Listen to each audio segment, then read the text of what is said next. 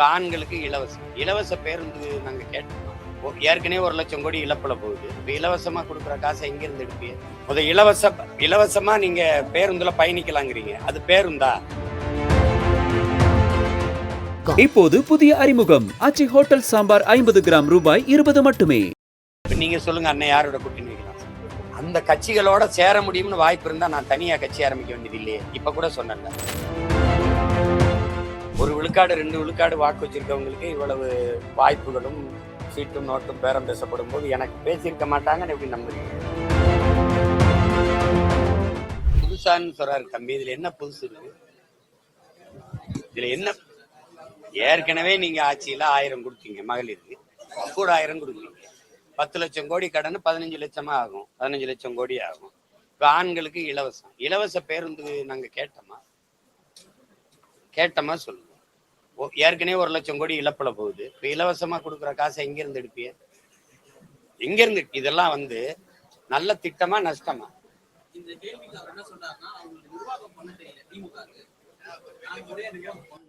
எப்படி இலவசம் கொடுத்தாங்க? இலவசம் கொடுக்கறது, இது கொடுக்கறதுங்கிறது ஒரு தரமான பேருந்து இருக்கா? இலவசமா நீங்க பேருந்துல பயணிக்கலாங்கிறீங்க, அது பேருந்தா? அதுல நீங்களும் உங்க குடும்பமும் போவீங்களா? கேள்விக்கு பதில் சொல்லுங்க. பேருந்தா அது? நீங்க பாக்குறது இல்லையா?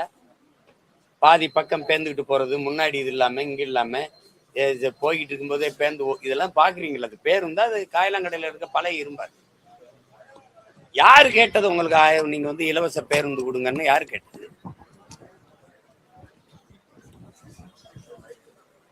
யாரு கேட்டது? இலவச பேருந்துல போறதுக்கு என்ன மரியாதை கொடுத்தீங்கன்னு பாத்தீங்கல்ல? மகளிர்லாம் சொல்லலையா? ஓசியில் தானே வர, நின்று வாருன்னு சொன்னதெல்லாம் கேட்டது இல்லையா? அப்புறம் இதெல்லாம் ஒரு நலத்திட்டம்னு சொல்ல வரீங்களா? வீடு ஏற்கனவே அம்மா வந்தா அம்மா வீடு, ஐயா வந்தா ஐயா வீடுன்னு கட்டி கொடுத்துட்டு தான் இருந்தீங்க. அந்த வீட்டுல நீங்க குடியிருப்பீங்களா? இல்ல உங்க பிள்ளைகள் யாராவது இருப்பாங்களா? அது வீடா கோழிக்கூடா? கொஞ்சம் பெரிய கோழிக்கூடு, அவ்வளவுதானே. புதுசா ஏதாவது சொல்லுங்க, ஆக்கப்பூர்வமா ஏதாவது சொல்லுங்க. இலவச பேருந்துல தரமான பேருந்து வருது, நானே கட்டணம் எடுத்துக்கிட்டு பயணிக்கிற வசதி எனக்கு தர சொல்லுங்க. 1000 ரூபாயில 2000 கூட இல்ல, மாசம் 20,000 ஈட்டி கொள்ளக்கூடிய வேலை வாய்ப்பை என் தாய்மார்களுக்கு கொடுக்க சொல்லுங்க. இப்ப தனியா நிக்கல, கூட்டமா இருக்கிறாங்க. தேர்தல்ல அண்ணன் தனியா தான் போட்டிடுறேன். இப்ப பிப்ரவரி 21 மாநாட்டுல எல்லாரும் அறிவிக்கிறேனே, தனியா தான் போட்டிடுறேன். இப்ப நீங்க சொல்லுங்க, அண்ணன் யாரோட கூட்டணி வைக்கலாம்? ரொம்ப நாளா கேட்டுக்கிட்டு இருக்கீங்கல்ல. ஜெயிக்கிறவங்க கூடனா அண்ணன் ஜெயிக்கிறவங்க கூட என் கூட வா. ஜெயிக்கிறன்னா சரியானதை செய்யணும், எளிதானதை செய்யணும். ஜெயிக்கிறவன்னா எதுக்கு அவங்க ஜெயிக்கணும்னு சொல்லு. 1000 2000 கொடுக்கவா? எதுக்கு ஜெயிக்கணும்னு சொல்லு. அந்த கட்சிகளோட சேர முடியும்னு வாய்ப்பு இருந்தா நான் தனியா கட்சி ஆரம்பிக்க வேண்டியது இல்லையே. இப்ப கூட சொன்னேன்ல, அந்த வீடே நல்லா தான் இருக்குன்னா தனியா வீடு வேண்டியது இல்லையே, அங்கே இருக்கலாமே. அப்ப தனியா நான் ஒரு கட்சியை வச்சிருக்கேன்னா என்னுடைய கொள்கை, என் நிலைப்பாடு வேற, தனித்து. அதனால என் பாதை வேற. என் பாதை சொர்க்கத்துக்கு கூட்டிட்டு போகுது என் மக்களை, அது பன்னெடுங்காலமா நரகத்துல வச்சு அழுத்துது என் மக்களை. அதனால அங்க நான் போக முடியாது. வராம எப்படி இருக்கும் தம்பி? இது எப்படி இருக்கும்?